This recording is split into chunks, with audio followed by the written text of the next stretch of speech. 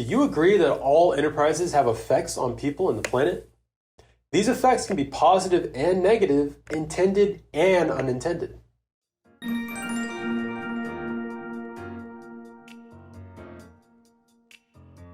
Hey everyone, my name is Chris Gaines, lead trainer at SOPACT. Are you an enterprise trying to determine which of the many effects that you generate really matter? You need to think about what data you can collect to assess the performance of those important effects. There are many frameworks available that help organizations keep track of the success of their programs. Some frameworks help in tracking output and outcome metrics, while some are more methodical and allow you to systematically think through both the negative and the positive impact an organization may have through its programs.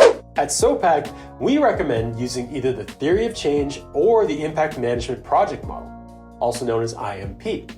In this video, we'll talk about IMP and how the organizations can get started with this methodology to better understand the impact that they have on people and the planet. For information on getting started with the theory of change, please take a look at our previous videos. Links will be posted in the description below.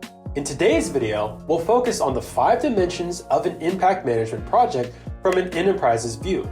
Soon we'll be bringing you the 5 dimensions of impact from an investor's lens. So don't forget to like and subscribe to our channel so you can have a complete view on the subject. Any enterprise directly affecting people or the planet, whether a large multinational, a small business, or a nonprofit, can manage its impact. The question is, how can enterprises set impact goals and manage risks? Without further ado, let's dive into what these 5 dimensions are and how enterprises set impact goals and communicate their impact. Many leading standards like IRIS, GRI, and SASB are starting to integrate impact management projects so that their users can use standards consistent with the IMP based on 5 dimensions of impact. Number 1, what are 5 dimensions of impact? After hundreds of in-person and virtual conversations, the IMP reached consensus that impact could be deconstructed into 5 dimensions: what, who, how much, contribution, and risk. What tells us the outcomes the enterprise is contributing to and how important outcomes are to its stakeholders. Who tells us which stakeholders are experiencing the outcome and how underserved they were prior to engaging with the enterprise. How much tells us how many stakeholders experienced the outcome, what degree of change they experienced, and how long they experienced the outcome for. Contribution tells us whether an enterprise's and/or investors' efforts resulted in outcomes that were likely better than what would have occurred otherwise. Risk tells us the likelihood that impact will be different than expected. Enterprises can collect, analyze, and assess data across the 5 dimensions to understand the impact that people and planet experience as a result of their products, services, policies, etc. Now, you might be wondering, how do enterprises use impact data to set goals? Let's use an example. If you intended to tackle the challenge of obesity, then start by trying to understand the causes of the societal issue and who is likely to be affected. Looking at this example from the 5 dimensions lens, your research may show that low-income families in certain geographies are much more at risk of obesity globally. This is your who.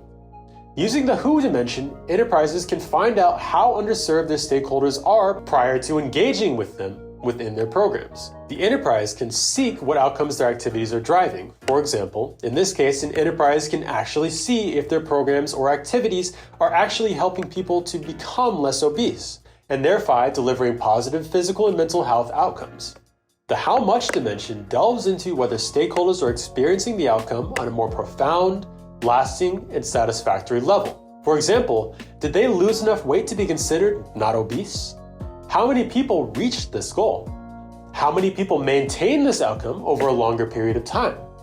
It is possible to give fat-burning pills to people, but then they gain the weight back right when they stop using the pills, as an example. When looking at risk factors, anything that undermines the enterprise's ability to make people healthier and to tackle the challenge of obesity falls under this category. In the IMP, there are 9 types of risks that can adversely affect an enterprise's ability to have the desired outcome. For example, would the stakeholders drop out of the program if they lose patients early? This is a drop-off risk. All these risks are factored in the risk dimension.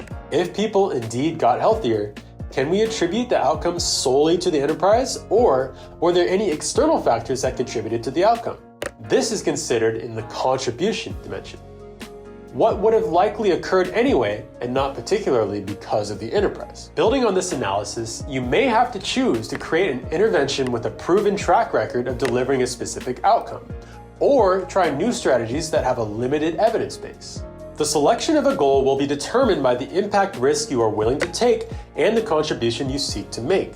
Let's now look at the different types of risks. Impact risk developed by the Impact Management Project is perhaps the most important category. We will take a deeper dive into the risk from the investor's perspective in our future videos. At SOPACT, we see the importance of risk assessment, and that's why Impact Cloud allows enterprises to identify each risk and define mitigation plans. There are 9 types of risks. Evidence risk, the probability that insufficient high-quality data exists to know what impact is occurring, or will occur, across the other 4 dimensions of impact for all stakeholders. External risk, the probability that external factors disrupt the ability to deliver the expected impact. Stakeholder participation risk, the probability that the expectations and/or experience of stakeholders are misunderstood or not taken into account. Drop-off risk, the probability that the positive impact does not endure and/or the negative impact is no longer mitigated. Efficiency risk, the probability that the expected impact could have been achieved with fewer resources